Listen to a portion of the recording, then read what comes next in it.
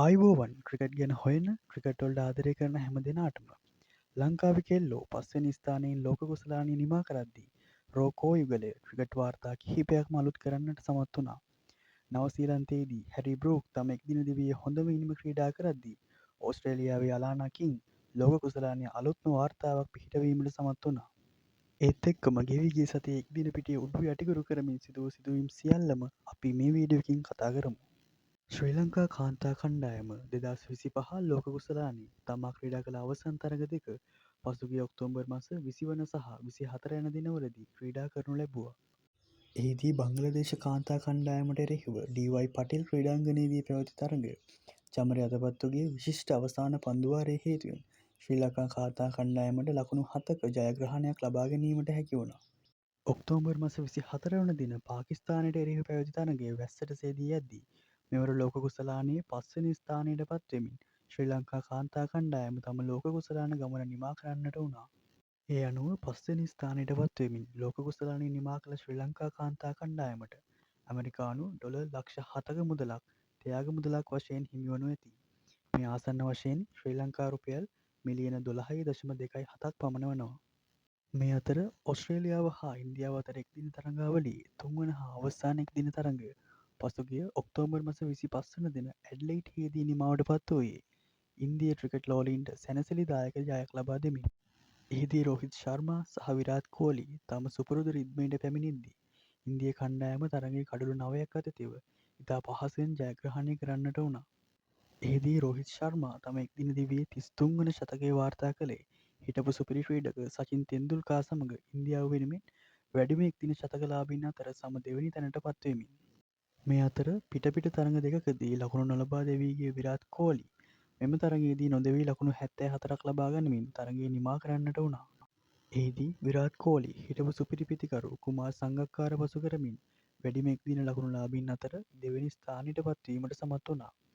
මෙම ලැයිස්තුවේ මුල් 6 දෙනා අතර ශ්‍රී ලංකා ක්‍රීඩකයින් තිදෙනෙක්ම රැඳී සිටින අතර සනත් ජයසූරිය, මහේල ජයවර්ධන, කුමාර් සංගක්කාර ඒ අතර වනවා.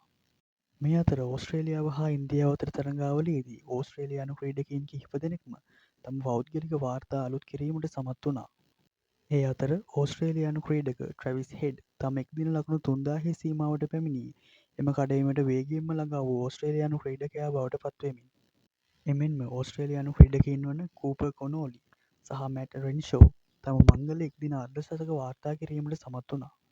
මේ අතර එක්දින පිටියේ තවත් සුපිරිම තරඟාවලියක් නවසීලන්තය හා එංගලන්තය අතර පසුගියදා ආරම්භ වුණා. එහිදී තරඟ තුනකින් යුක්ත නවසීලන්තය හා එංගලන්තය අතර එක්දින තරඟාවලියේ පළමු එක්දින තරඟය පසුගිය 26 වන දින පැවැත්වුණේ නවසීලන්තයේ බේ ඕවල් ක්‍රීඩාංගණයේදී.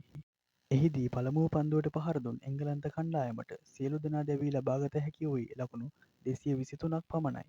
මෙහිදී විශේෂත්වය නම් එංගලන්ත කණ්ඩායම කඩලු 4ක් දැවී ලකුණු 10ක් පමණක් ලබා සිටියේදී පිටියට පැමිණි එංගලන්ත ක්‍රීඩක හැරි බ්‍රූක් තම එක්දින දිවියේ හොඳම ඉනිම ක්‍රීඩා කරමින් ලකුණු 135ක් ලබා එංගලන්ත ලකුණු පුවරුව ලකුණු 223ක් දක්වා ඉහළ නැංවීමට සමත් වුණා.